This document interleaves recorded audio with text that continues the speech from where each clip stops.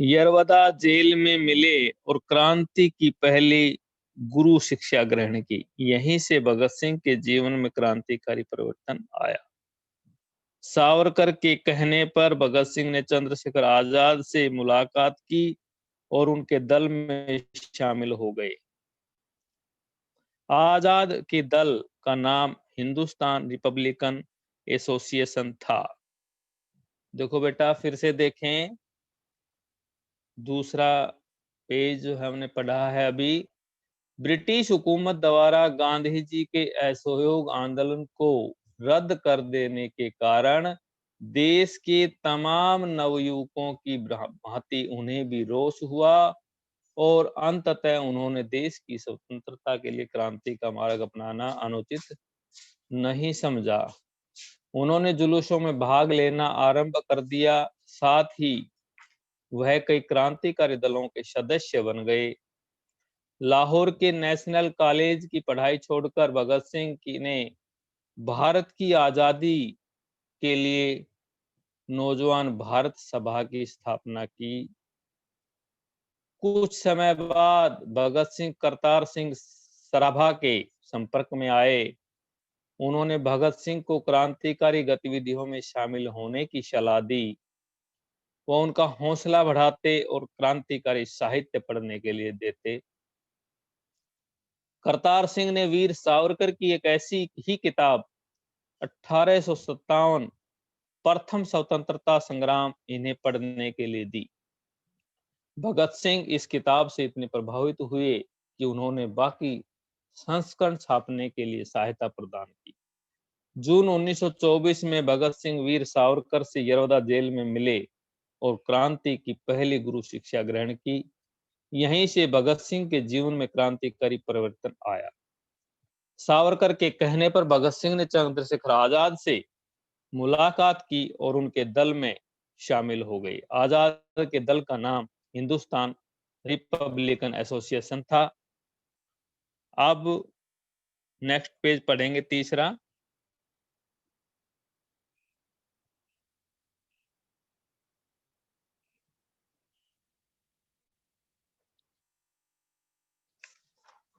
तीसरा पेज देखें बेटा। जल्दी ही उन्होंने दल का नया नाम हिंदुस्तान सोशलिस्ट रिपब्लिकन एसोसिएशन दिया। काकोरी कांड में रामप्रसाद बिस्मिल सहित 4 क्रांतिकारियों को फांसी तथा अन्य 16 को कारावास की सजाओं से भगत सिंह बेहद उद्विग्न थे। उनके दल में भगवती चरण वोहरा, सुखदेव व राजगुरु भी थे। आजाद के संगठन का उद्देश्य सेवा, त्याग और पीड़ा झेल सकने वाले नवयुवक तैयार करना था। 1928 में साइमन कमीशन के बहिष्कार के लिए अनेक प्रदर्शन हुए।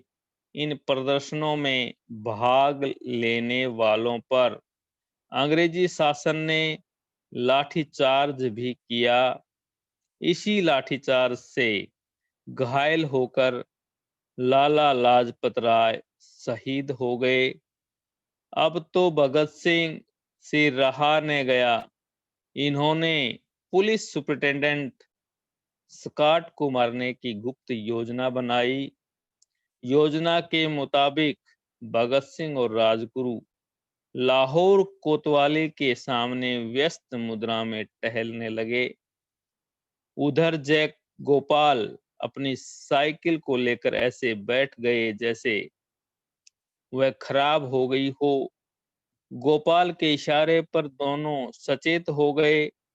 उधर चंद्रशेखर आजाद पास के स्कूल की 4 दीवारी के पास छिपकर घटना को अंजाम देने में रक्षक का काम कर रहे थे। 17 दिसंबर 1928 को करीब 4:15 बजे स्कॉट की जगह सहायक पुलिस अधीक्षक जेपी सैंडर्स के आते ही राजगुरु ने सीधे एक गोली उसके सिर में मारी। वह फौरन गिर पड़ा। तब तक भगत सिंह ने उसके सीने में 3-4 गोलियां उतार दी। इस तरह उन्होंने लाला लाजपत राय की मौत का बदला ले लिया। देखिए बेटा, तीसरा पेज फिर से देखें। जल्दी ही उन्होंने दल को नया नाम हिंदुस्तान सोशलिस्ट रिपब्लिकन एसोसिएशन दिया। काकोरी कांड में राम प्रसाद बिस्मिल सहित 4 क्रांतिकारियों को फांसी तथा अन्य 16 को कारावास की सजाओं से भगत सिंह बेहद उद्विग्न थे। उनके दल में भगवती चरण वोहरा, सुखदेव राजगुरु भी थे। आजाद के संगठन का उद्देश्य सेवा, त्याग और पीड़ा झेल सकने वाले नवयुवक तैयार करना था। 1928 में साइमन कमीशन के बहिष्कार के लिए अनेक प्रदर्शन हुए। इन प्रदर्शनों में भाग लेने वालों पर अंग्रेजी शासन ने लाठीचार्ज भी किया। इसी लाठीचार्ज से घायल होकर लाला लाजपत राय शहीद हो गए। अब तो भगत सिंह से रहा न गया। इन्होंने पुलिस सुपरिटेंडेंट स्कॉट को मारने की गुप्त योजना बनाई। योजना के मुताबिक भगत सिंह और राजगुरु लाहौर कोतवाली के सामने व्यस्त मुद्रा में टहलने लगे। उधर जयगोपाल अपनी साइकिल को लेकर ऐसे बैठ गए जैसे वह खराब हो गई हो। गोपाल के इशारे पर दोनों सचेत हो गए। उधर चंद्रशेखर आजाद पास के स्कूल की चारदीवारी के पास छिपकर घटना को अंजाम देने में रक्षक का काम कर रहे थे। 17 दिसंबर 1928 को करीब 4:15 बजे स्कॉट की जगह सहायक पुलिस अधीक्षक जेपी सैंडर्स के आते ही राजगुरु ने सीधे गोली उसके सिर में मारी। वो फौरन गिर पड़ा। तब तक भगत सिंह ने उसके सीने में 3-4 गोलियां उतार दी। इस तरह उन्होंने लाला लाजपत राय की मौत का बदला ले लिया। अब पेज नंबर 4 पढ़ेंगे।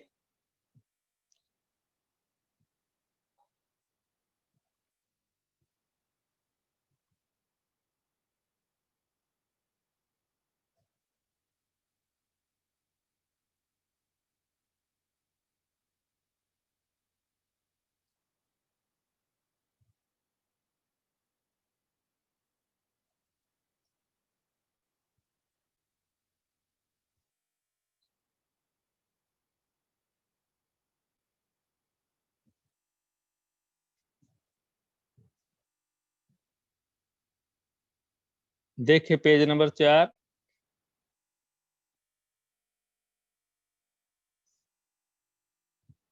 पेज नंबर 4 देखे।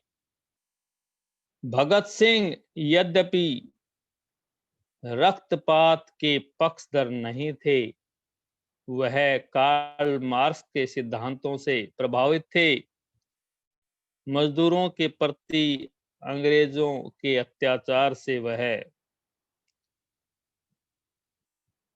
अत्याचार के वह मुखर विरोधी थे। मजदूर विरोधी नीतियों को ब्रिटिश संसद में पारित न होने देना उनके दल का उद्देश्य था। यह एहसास कराने के लिए कि ऐसी नीतियों के खिलाफ हिंदुस्तान जाग चुका है, उन्होंने केंद्रीय असेंबली में बम फेंकने की योजना बनाई। भगत सिंह चाहते थे कि इसमें कोई खून खराबा न हो और अंग्रेजों तक उनकी आवाज भी पहुंच जाए। उनके दल ने सर्वसम्मति से भगत सिंह और बटुकेश्वर दत्त का नाम चुन लिया। 8 अप्रैल 1929 को खाली स्थान पर बम फेंका गया, पर भगत सिंह भागे नहीं। इंकलाब जिंदाबाद के नारे लगाते हुए साथ लाए पर्चे हवा में उछाल दिए। फौरन पुलिस आ पहुंची। दोनों गिरफ्तार कर लिए गए।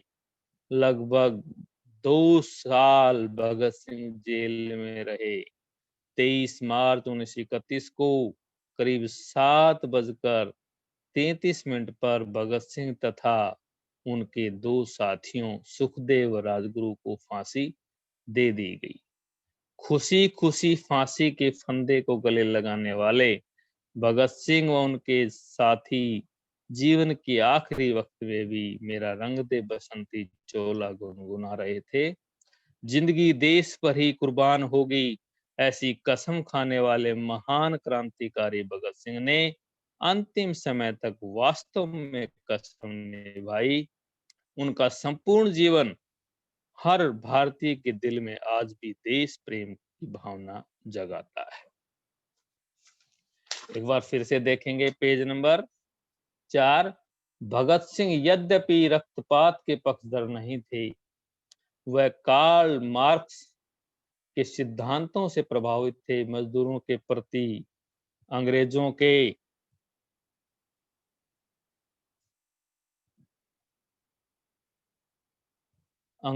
के अत्याचार के वह मुखर विरोधी थे। मजदूर विरोधी नीतियों को ब्रिटिश संसद में पारित न होने देना उनके दल का उद्देश्य था। यह एहसास कराने के लिए कि ऐसी नीतियों के खिलाफ हिंदुस्तान जाग चुका है, उन्होंने केंद्रीय असेंबली में बम फेंकने की योजना बनाई। भगत सिंह चाहते थे कि इसमें कोई खून खराबा न हो और अंग्रेजों तक उनकी आवाज भी पहुंच जाए। उनके दल ने सर्वसम्मति से भगत सिंह और बटुकेश्वर दत्त का नाम चुन लिया। 8 अप्रैल 1929 को खालिस्तान पर बम फेंका गया, पर भगत सिंह भागे नहीं। इंकलाब जिंदाबाद के नारे लगाते हुए 7 लाए पर्चे हवा में उछाल दी। फौरन पुलिस आ पहुंची, दोनों गिरफ्तार कर लिए गए। लगभग 2 साल भगत सिंह जेल में रहे। 23 मार्च 1931 को करीब 7:33 पर भगत सिंह तथा उनके 2 साथियों सुखदेव व राजगुरु को फांसी दे दी गई। खुशी खुशी फांसी के फंदे को गले लगाने वाले भगत सिंह वो उनके साथी जीवन की आखिरी वक्त में भी मेरा रंग दे बसंती चोला गुनगुना रहे थे। जिंदगी देश पर ही कुर्बान होगी, ऐसी कसम खाने वाले महान क्रांतिकारी भगत सिंह ने अंतिम समय तक वास्तव में कसम ली। उनका संपूर्ण जीवन हर भारतीय के दिल में आज भी देश प्रेम की भावना जगाता है। देखो बच्चों, अभी मैंने आपको पाठ 11 बहुत अच्छा पाठ था। भगत सिंह एक स्वतंत्रता सेनानी हुए जिन्होंने देश को आजाद कराने के लिए अपने जीवन को बलिदान कर दिया। आज का टॉपिक यहीं खत्म होता है। अब मैं आपसे कल जो